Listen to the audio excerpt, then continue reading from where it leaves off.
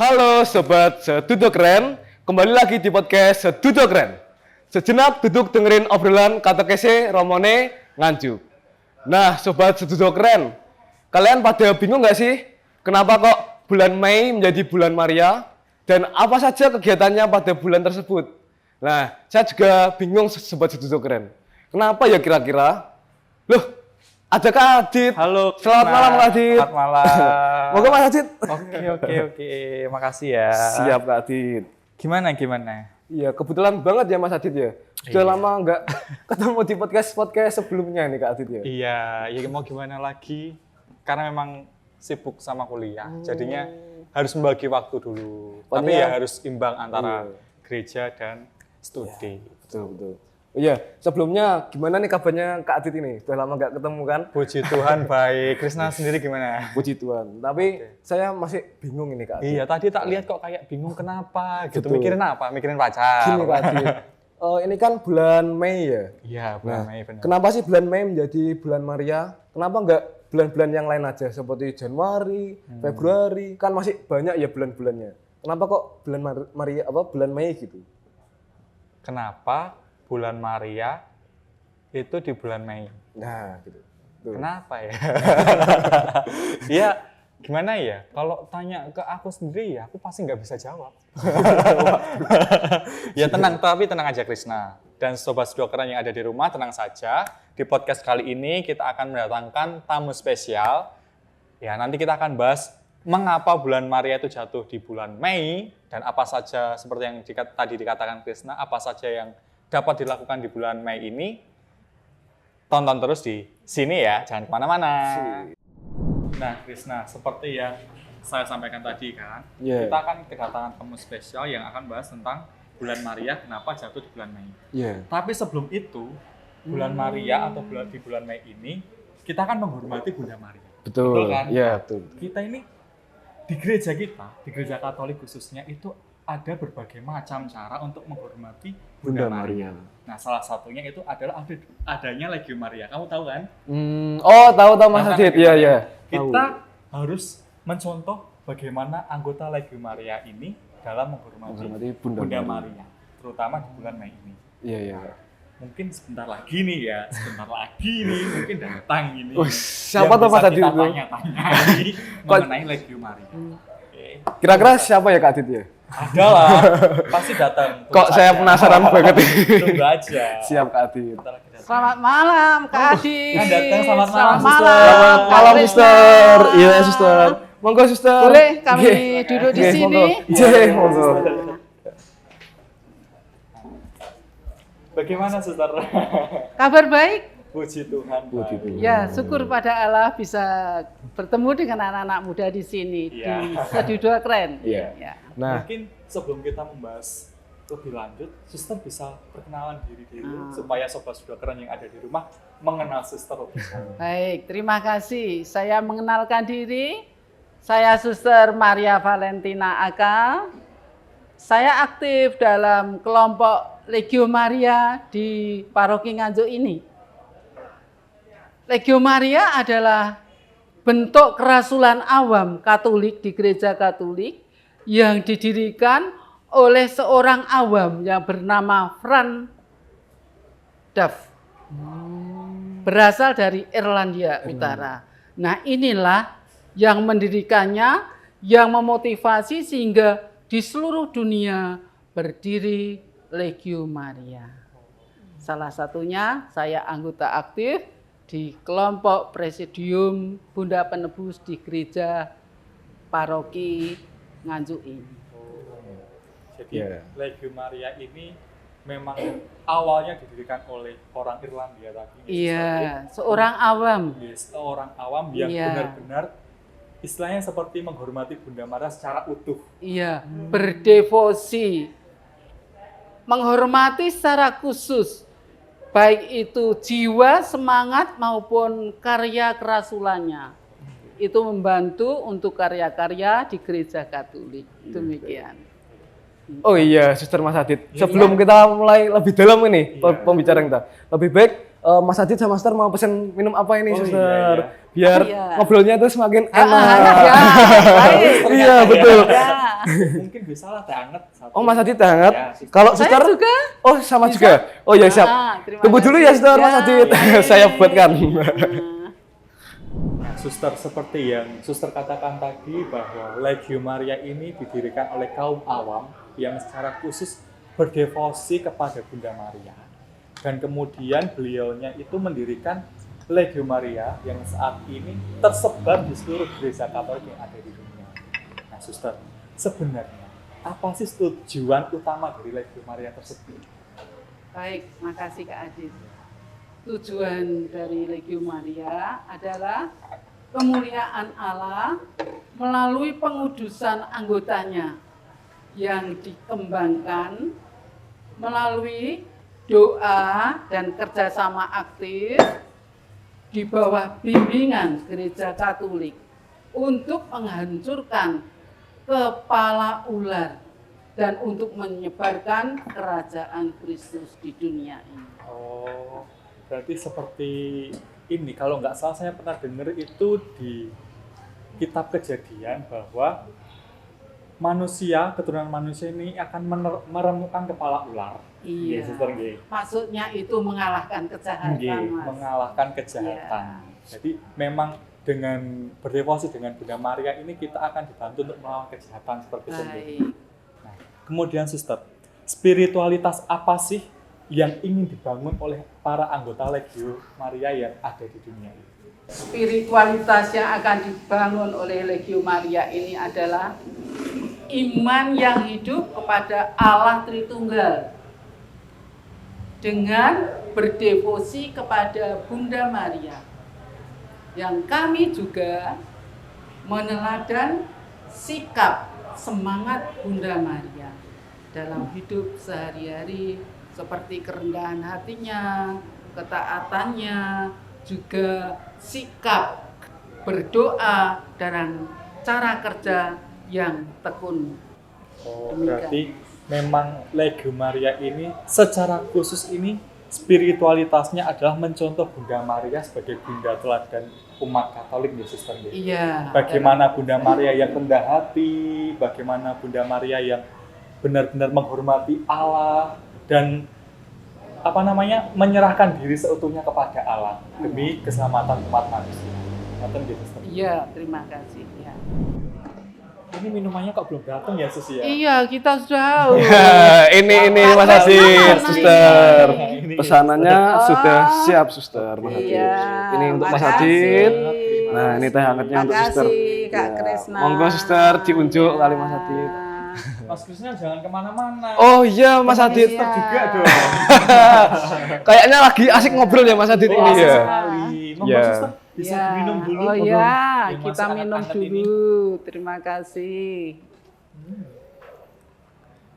Sebelumnya nih Kak Adit kayaknya tadi dengar itu kan seru banget ya Oh, bicarain iya tentang dong. Legio Maria. Lah, ini Suster, saya juga mau ada yang saya tanyain ini Suster. Boleh, gimana? Ya. Jadi gini Suster, bagaimana sih Legio Maria menghayati Bunda Maria?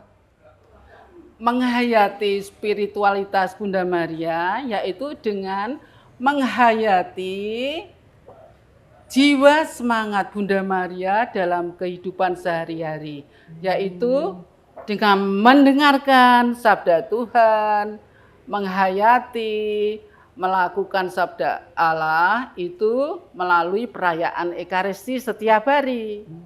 Lalu kita juga diwajibkan meniru keteladanan Bunda Maria, yaitu tekun berdoa, rajin bekerja, rendah hati, ketaatannya yang sempurna, yang juga itu dia suka membantu orang lain ketika perkawinan di Kana itu loh. Ya Suster. Ya, begitu Kak. Iya. Itu spiritualitas Bunda Maria yang sungguh-sungguh luar biasa, Suster. Dalam kehidupan sehari-hari, bagaimana anggota legioner, anggota Legio Maria, ini dalam mempraktekkan spiritualitas dengan mencontoh Bunda Maria tersebut. Baik, kerasulan kami sehari-hari yaitu mengunjungi warga Katolik yang sakit, ada di rumah sakit, yang ada di rumah, juga bagi warga yang kiranya kesendirian di rumah ya, jauh dari orang tua, sanak saudara yang mengalami kesusahan pun itu.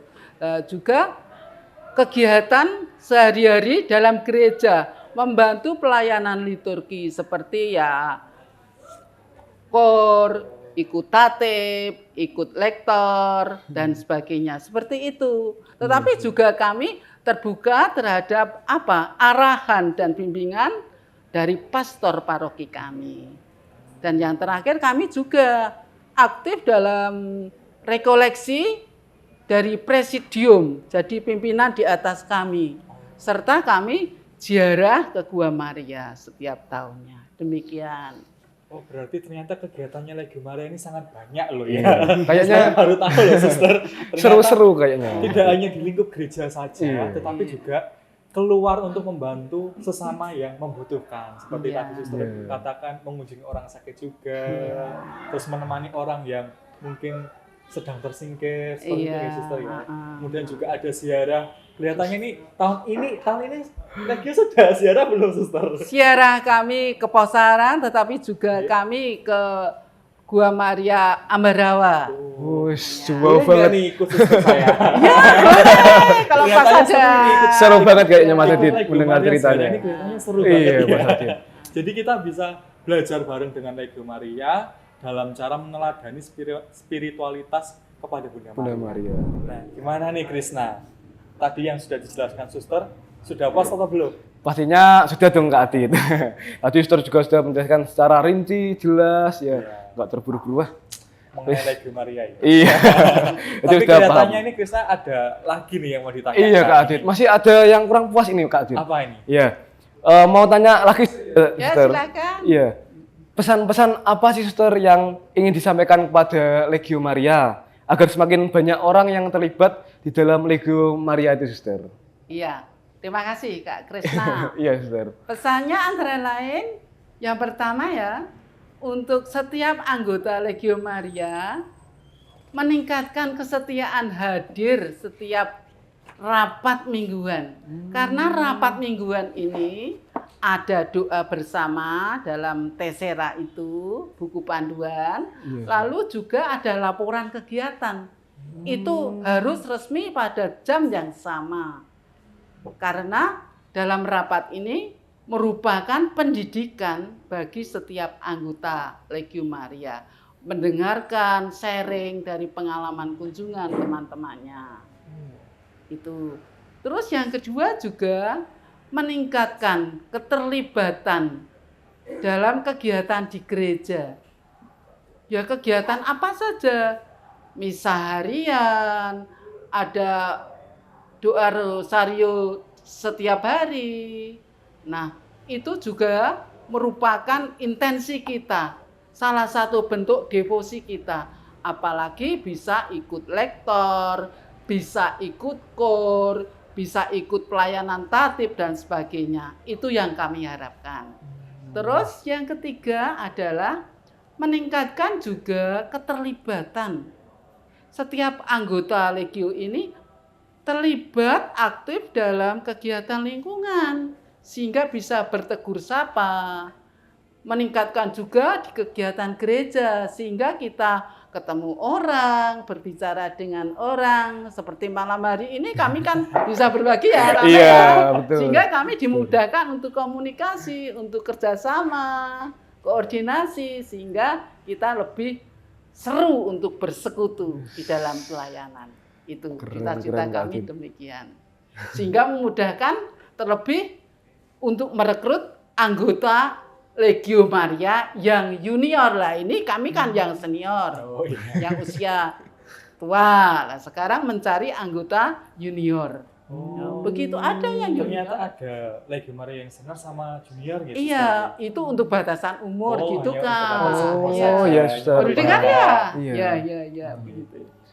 Terima kasih. Pesan-pesannya ini sangat luar biasa. Semoga Legio Maria dimanapun berada, terlebih di paroki kita, paroki Santo Paulus Mandu ini, para anggotanya semakin dikuatkan, diteguhkan dalam iman, dan semakin semangat berdevosi kepada Bunda Maria. Amin. Dan Kak semoga Adi. di paroki Santo Paulus Nganjuk ini terdapat Legio Maria Junior. Iya, itu cita-cita kami. Semoga Iya. dapat terwujud, Suster. Amin. Kita doa bersama ya nanti. Iya, Suster. Boleh, Suster, boleh. Ya. Kak Adit Iya, dan Suster. Kak Krisna, Iya, Suster. kira-kira masih ada pertanyaan lagi enggak ya? Mungkin cukup dulu lah, Suster. Saya terima kasih. Iya, Suster. Kamu yang Bisa terima kasih. untuk memperkenalkan Legio Maria kepada umat Iya. Israel Katolik di Siap. Paroki Nganjuk. Terima kasih karena kami pas ada acara di rumah. Oh, Ini. enggak, Suster. Kami juga mengucapkan Ya. terima kasih Terima. sudah hadir di tempat ini. Terima berbagi kasih. ilmu. Sudah Selamat menjelaskan. malam. Iya, Ya, Suster. Sampai Selamat malam, jumpa. Suster. Hati-hati di jalan, Ya, Suster. makasih. Iya, Suster. Monggo. Krisna, Iya, Kak Adit. makananmu apa ya? Aku kok pengen Langsung coba aja. ya.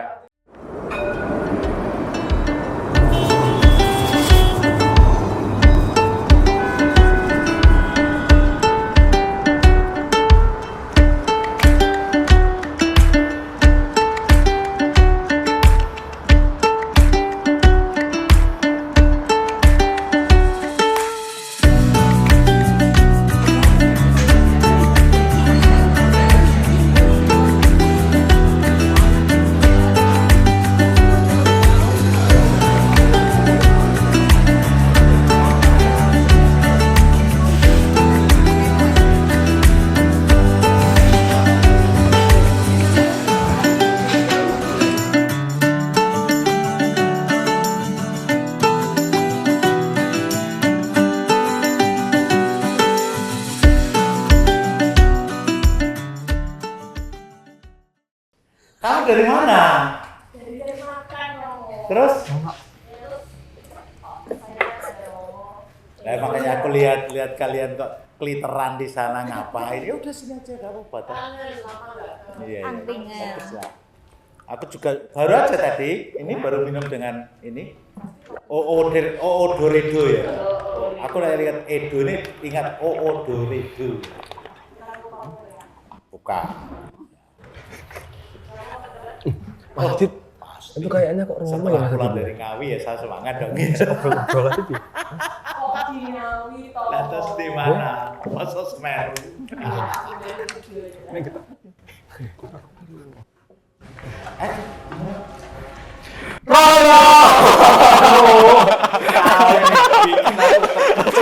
Maaf, Romo.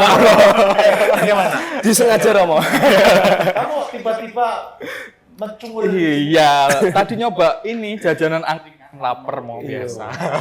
Ini bagusnya bahwa ini swalayan ya. Jadi ambil sendiri. Iya. namanya warung kejujuran. Iya, Romo. Oh, aku tadi Betul, juga Romo. bikin sendiri di situ. Iya, toh, Romo. Iya. Oh, Iya, iya. alah. Spesial berarti kalau bikin sendiri nih kopinya ini. Ada yang menarik memang di sini, pasti. Iya, Romo. Itu kamu masa gak kenal? Siapa ya? Siapa ya? Sebelumnya Mas Adit tadi. Siapa ya? Ini. Kita gak dianggap ya.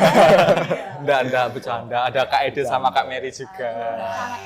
Kak Edit Wah, ketemu Mbak. dengan Kak Adit. Yalah. Iya. Hampir Kalau sama, manggil Bang. jangan Dit, Romo ya. Nanti dua-duanya nengok. Berarti satunya Ed, satunya At. At. Oke. Do, panggilnya At. Iya lah. Kak Ed. Kak Ed. Iya lah. Iya, oke. Iya, Romo. Kebetulan juga Romo ada di sini. Tadi kami juga sudah ngobrol di bulan Mei ini. Jangan cep gitu toh, Mo. Kamu selalu kalau kesini mesti kebetulan ya udah. Bilang gitu. Ya. Karena ini Romo, bulan Mei ini itu di Gereja Katolik itu diperingati sebagai bulan Maria. Nah, itu mengapa sih Romo bulan Mei ini ditetapkan sebagai bulan Maria? Kenapa Romo? Kamu belum tahu. Belum. Kasihan banget. Tapi ada katekes biar Oh, katekes aja. iya ada katekes ya.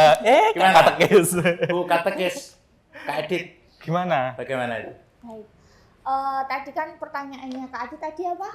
Kenapa bulan Mei ini di Gereja Katolik ditetapkan sebagai bulan Maria? Kenapa bulan Mei ditetapkan sebagai bulan Maria? Baik, bulan Mei yang sering dikaitkan dengan... Nah, bulan Mei sering dikaitkan dengan permulaan kehidupan. Karena pada bulan Mei di negara-negara 4 musim mengalami musim semi atau musim kembar. Nah, maka bulan ini dihubungkan dengan bulan Maria yang menjadi hawa baru. Nah, devosi mengkhususkan bulan Mei sebagai bulan Maria diperkenalkan sejak abad ke-13 dan baru pada tahun 1854 devosi bulan Mei sebagai bulan Maria dikenal oleh gereja secara universal. Nah, selanjutnya pada 29 April 1965, Paus ke-6 dalam surat ensikliknya The Moon of Mary menekankan kembali bahwa bulan Mei adalah bulan Maria, yaitu bulan yang dikhususkan gereja Katolik untuk berdevosi kepada Maria. Jadi pemberian penghormatan tertinggi kepada Bunda Maria yang terberkati oleh Tuhan. Nah, bentuk penghormatan itu bisa bermacam-macam, misalnya ziarah, novena, doa penyerahan kepada Tuhan melalui Bunda Maria, dan doa rosario, dan masih banyak yang lain. Oh, jadi begitu ya Kak Edith ya, bulan Iya. Maria awal mulanya seperti itu. Iya. Mungkin Iya, Romo Pak Haji. gimana? Apanya ya gimana? Apakah itu juga Romo? Kan tadi kan saya tanyanya ke Romo. Aku ya mesti tanya lagi tau, perjalanan. Iya. Tapi baik, begini. Jadi itu yang disampaikan Kak Edith sudah baik saya kira. Tapi saya kira ada satu hal yang mungkin perlu saya tambahkan ya supaya juga ada alur. Kok tadi disebut hawa baru, lah hawa lamanya mana kan gitu ya. Nah, itu. Jadi saya kira gereja punya penghayatan yang sangat bagus berkaitan dengan penghormatannya terhadap Bunda Maria ini. Kenapa disebut sebagai hawa baru? Karena dikaitkan dengan hawa lama. Hawa lama itu yang seperti dapat kita pelajari di kitab Kejadian itu. Hawa lama menyebabkan manusia jatuh dalam dosa. Akibat dosa berarti mati. Maut. Nah, mati atau maut itu berarti kehilangan kehidupan, kehilangan rahmat Allah. Nah, berkat Maria dan kesediaannya akhirnya kehidupan itu dipulihkan. Sehingga dia disebut sebagai hawa baru, new eve. Hawa baru. Nah, kenapa dikaitkan dengan bulan Mei tadi? Itu tadi sudah dijelaskan. Di beberapa negara itu kan memang dikenal dengan adanya musim semi. Nah, musim semi itu biasanya jatuh pada bulan Mei. Sehingga dikaitkan di situ, tepatlah kiranya bulan Mei sebagai biasanya musim semi, musim tumbuh, berarti musim subur, ya subur berarti musim hidup, ya nah, itu kan. Nah, disitulah Maria ditempatkan. Dan tentu saja apakah devosi ini baru abad ke-13 pasti sudah cukup lama. Hanya menjadi marak ketika dikaitkan dengan bulan yang menyuburkan, bulan yang menimbulkan kehidupan baru, itu pada abad ke-11 mulai dirasakan. Dan betul kemudian sampai pada abad ke-20 memang itu terus dihayati oleh gereja, sehingga tidak bisa dikatakan bahwa sebenarnya apakah baru? Enggak, saya kira enggak, sudah cukup lama. Saya kira benar sudah itu. Paham ya? Mungkin apakah bisa dipahami Krishna biasanya paham gitu. Anu Romo, agak sulit dimengerti. Sing sulit Tapi gimana? paham. Sing sulit gimana? Dari awal Romo kayaknya. Enggak, Romo Krishna ini pikirannya Anda Romo. lapar terus itu. Iya Romo. Nopis ya. Ya, saya kira itu. Dan bentuknya ini yang bentuknya bulan Maria ini penghormatan bisa macam-macam. Tapi tak ngombe kopi dulu. Monggo Romo. Jadi penghormatan itu bisa berupa ziarah ke tempat-tempat peziarah, gua-gua Maria, itu bentuk. Lalu yang kedua itu bisa juga melakukan novena bareng-bareng. Lalu juga bisa doa rosario juga boleh. Tetapi harus diingat bahwa Gereja Katolik tetap dalam konteks memberikan penghormatan, menghormati. Jangan pernah digeser dalam bentuk menyembah. Maka istilahnya di situ kepada Maria itu diistilahkan dulia. Dulia itu berarti memberikan penghormatan. Meskipun di sana ada tingkatannya bahwa penghormatan terhadap orang kudus yang tertinggi adalah memang ke Maria. Kemudian yang di bawahnya levelnya agak sedikit ke bawahnya itu Santo Yusuf. Maka kalau ke Maria itu hipo ataupun hiper dulia, kalau ke Santo Yusuf itu proto dulia. Sedangkan ke Santo Santa selain dua orang tadi itu dulia saja. Tidak sampai pada proto ataupun ke hipo. Nah bedanya dengan yang disebut menyembah apa? Menyembah itu latria. Hanya kepada Allah Tritunggal, tidak kepada selain itu. Supaya nggak keliru ya. Iya, Romo. Oke. Menghormati tidak berarti menyembah. Oke? Iya, Romo. Baik, saya kira perlu ini supaya tidak menjadi kita dikecohkan. Iya. Betul. Betul.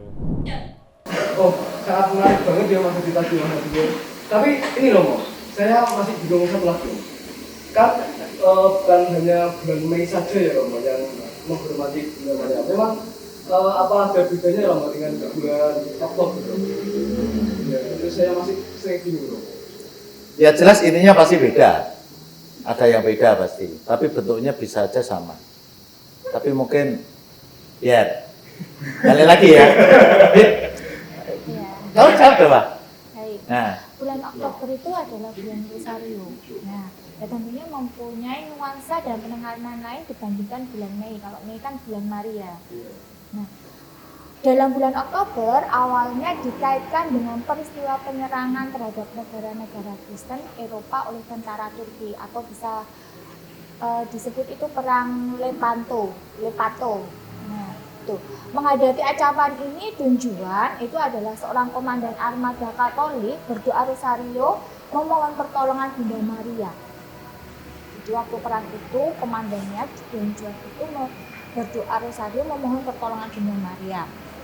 Nah, demikian juga umat Katolik di seluruh Eropa berdoa rosario untuk memohon bantuan Bunda Maria di dalam keadaan yang mendesak.